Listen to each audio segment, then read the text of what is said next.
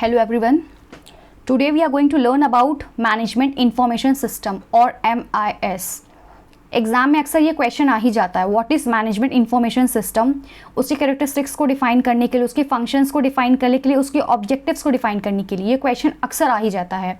और ये जो क्वेश्चन है वो 5 to 7 मार्क्स के बीच में भी हो सकता है, 10 मार्क्स का भी हो सकता है, 12 का भी हो सकता है, 15 मार्क्स तक का भी आता है। सो मैंने ये नोट्स बनाए हैं जिसमें मैंने पहले मैनेजमेंट इंफॉर्मेशन सिस्टम को डिफाइन किया है, देन उसकी कैरेक्टरिस्टिक्स को लिखा है, देन फंक्शंस को, देन ऑब्जेक्टिव्स को।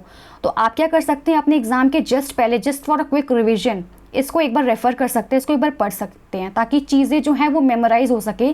जो चीज़ें आप भूल गए हैं उन चीज़ों को आप दोबारा से एक बार फिर से रिवीजन कर सके। तो पहले मैं इसमें मैनेजमेंट इंफॉर्मेशन सिस्टम को डिफाइन कर देती हूँ, then we will go on characteristics, functions and then objectives. और जब मैं इसे एक्सप्लेन कर लूँ तो आप इसका स्क्रीनशॉट ले सकते हैं, ताकि आप एग्जाम से पहले वीडियो ना देख करके एक बार इसको पढ़ लें और चीज़ें आपकी फिर से रिवाइज हो जाएँ। So what is management information system? So management information system refers to that system by which the information is collected, processed and presented to the management to help it in making better decisions. So management information system कुछ नहीं होता, ये एक system है जिसमें वो information को collect करता है, प्रोसेस करता है और प्रेजेंट करता है मैनेजमेंट को, ताकि मैनेजमेंट एक बेटर डिसीजन ले सके। In MIS the data is the input which is process to provide output in the form of information. जो MIS है उसमें जो डेटा होता है हमारा वो इनपुट होता है, जो प्रोसेस होने के बाद आउटपुट आता है। किस फॉर्म में आता है? इंफॉर्मेशन के फॉर्म में, रिपोर्ट्स के फॉर्म में, समरीज के फॉर्म में। An effective management system should be timely, accurate and relevant. जो एक इफेक्टिव मैनेजमेंट सिस्टम होता है उसमें 3 चीज़ें ज़रूर होनी चाहिए। जो है timely, it should be on time. Secondly it should be accurate, वो करेक्ट होना चाहिए, उसमें कोई मिस्टेक्स नहीं होनी चाहिए। रिलेवेंट, वो रिलेवेंट हो ताकि वो मैनेजमेंट के द्वारा अच्छे से प्रॉपरली एफिशिएंटली यूज़ हो सके। MIS is used to carry out the functions of management.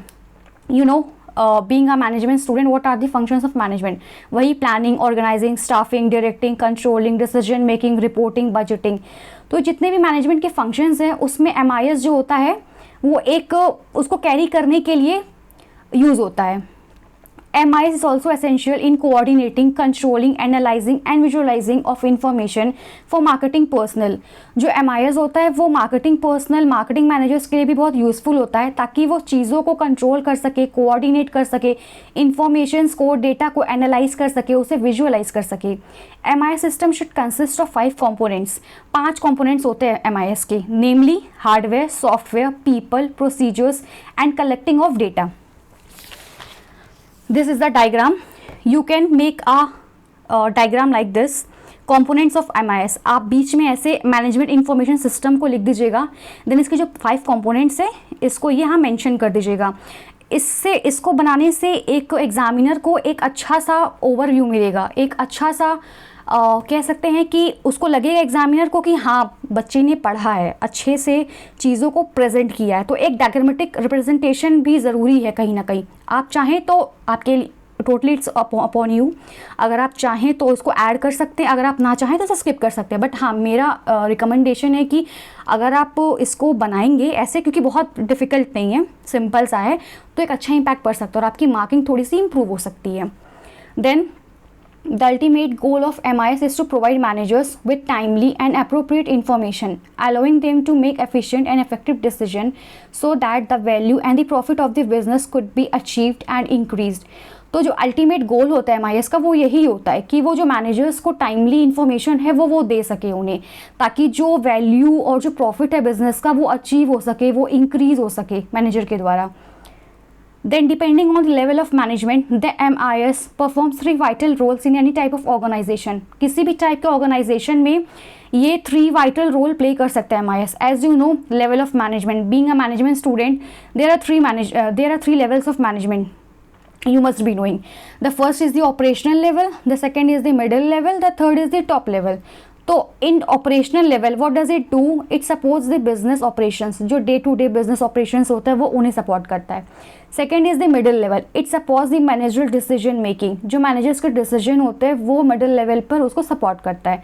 The third is the top level, it supports the strategic competitive advantage, strategic competitive advantage को सपोर्ट करता है. डेट मीन्स जो strategic decision होते हैं top level द्वारा वो MIS के through लिए जा सकते हैं with the help of it, वो उसको उसमें सपोर्ट करता है.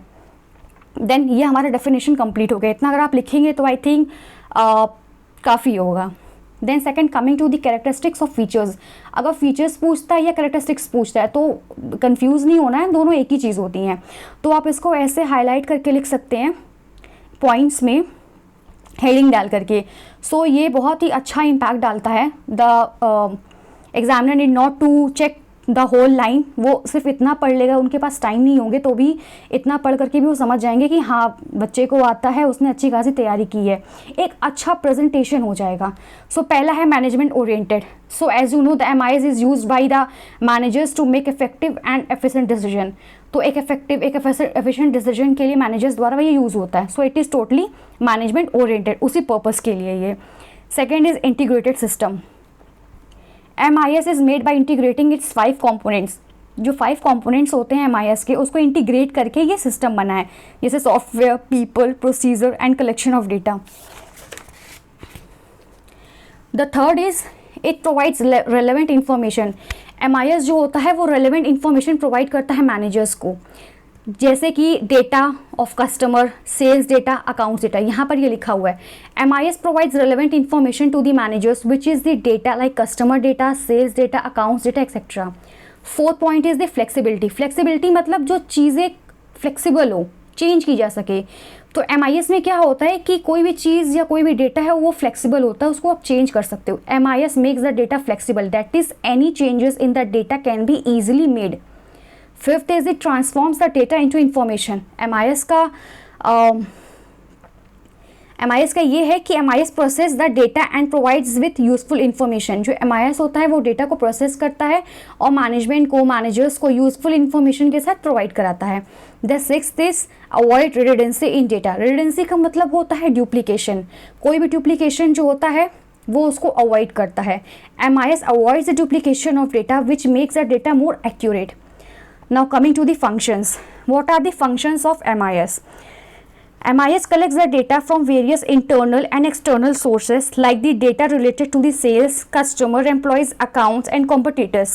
जो MIS होता है वो डेटा को कलेक्ट करता है वेरियस सोर्सेस, इंटरनल भी हो सकता है, एक्सटर्नल भी हो सकता है. और कैसा डेटा हो सकता है? Data related to the sales, customer, employees, accounts, competitors. Secondly, MIS stores the data in the form of records, sheets and databases in HDDs और other external hard drives. MIS का जो सेकेंड फंक्शन हो गया वो हो गया store करना. पहले इसने डेटा कलेक्ट कर लिया, then it will store the data in the form of record, sheets and database. MIS process the data to convert it into the information that is required by the management. Thirdly, it process the data. Data collect करने के बाद, data store करने के बाद data process करता है ताकि वो मैनेजमेंट के द्वारा यूज हो सके, यूजफुल इंफॉर्मेशन में उसे कन्वर्ट कर सके. And the fourth one is it presents the process data to the managers for making effective decision. Then lastly it presents, collect करने के बाद, स्टोर करने के बाद, प्रोसेस करने के बाद प्रेजेंट करता है. फंक्शंस हमारा कंप्लीट हो गया. कमिंग टू द ऑब्जेक्टिव और द पर्पस. पर्पस ऑब्जेक्टिव दोनों एक ही होता है. पर्पस भी पूछ सकता है, ऑब्जेक्टिव भी पूछ सकता है. So first objective is to help the managers in management functions. वही again मैनेजमेंट के फंक्शंस में सपोर्ट करता है, like planning, organising, staffing, directing, controlling. Second, to help the managers in preparing the reports and the budgets. जो reports और budgets managers बनाते हैं उसमें उनकी वो हेल्प करता है. Third is to provide the managers with relevant information for decision making. तो जो भी रिलेवेंट इन्फॉर्मेशन चाहिए होता है उन्हें डिसीजन मेकिंग के लिए, उसमें वो हेल्प करता है. The fourth is to help in analysing and visualising of information for marketing personal. तो जो हमारे मार्केटिंग पर्सनल होते हैं, हमारे मार्केटिंग मैनेजर्स होते हैं, उनको वो हेल्प करता है एनालाइज करने में, विजुअलाइज करने में इंफॉर्मेशन को. And the last one more additional point is the needs and importance of MIS. ये भी पूछा जा सकता है, कम पूछता है बट पूछा जा सकता है. So the first is it provides information for decision making. तो पहला सबसे इंपॉर्टेंस क्या हो गया इसका कि ऑब्वियसली ये प्रोवाइड करता है इन्फॉर्मेशन डिसीजन मेकिंग के लिए। Second, the information provide by MIS are relevant in real time. The information जो वो प्रोवाइड करता है वो रेलेवेंट होता है, रियल टाइम होता है। Third, it helps in making decision at the 3 levels of management. तीनों लेवल जो मैनेजमेंट के होते हैं उस पर ये हेल्प करता है, टॉप में भी, मिडिल में भी, ऑपरेशनल में भी। The fourth is it is an efficient tool for making marketing and promotional strategies. Again marketing managers के लिए, मार्केटिंग वाले पीपल के लिए ये बहुत ही यूजफुल होता है कि वो अपने प्रोडक्ट को प्रमोट कर सके, उनमें एडवर्टाइज कर सके, अलग अलग से इंफॉर्मेशन के थ्रू उस चीज़ों को और एनहांस कर सके, अच्छा कर सके। It helps to overall increase the value and the profit of the organisation. Overall इसका पर्पस यही होता है कि वैल्यू को और प्रॉफिट को ऑर्गेनाइजेशन के अचीव करने में, इंक्रीज करने में हेल्प करता है। सो ये आपका आंसर हो गया। आई think this much is sufficient और बेसिक सारे पॉइंट्स आ गए हैं। फालतू की चीज़ें लिखने का भी कोई मतलब नहीं है, क्योंकि बहुत ज़्यादा फालतू और बहुत ज़्यादा लेंथी आंसर लिखने से भी एग्जामिनर फ्रस्ट्रेट हो सकता है। तो आप एक काम कर सकते हैं, आप इसका स्क्रीनशॉट ले सकते हैं। Once you take the screenshot,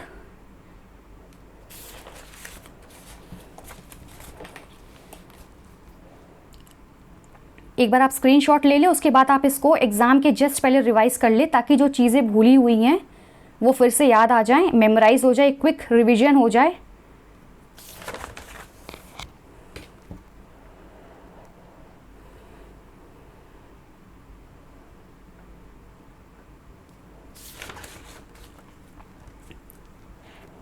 okay, so I think this answer writing is going to be very useful for you. आपको डेफिनेटली इससे मदद मिलेगी, स्पेशली उनकी जिनके पास टाइम नहीं था पढ़ने का, या किसी काम से बिजी थे, जो लास्ट टाइम पे नोट्स नहीं बना पाए, उनके लिए बहुत यूजफुल है। I am sure this is going to help you. एक बार रिविजन कर लीजिएगा and all the best for your exam. Thank you so much.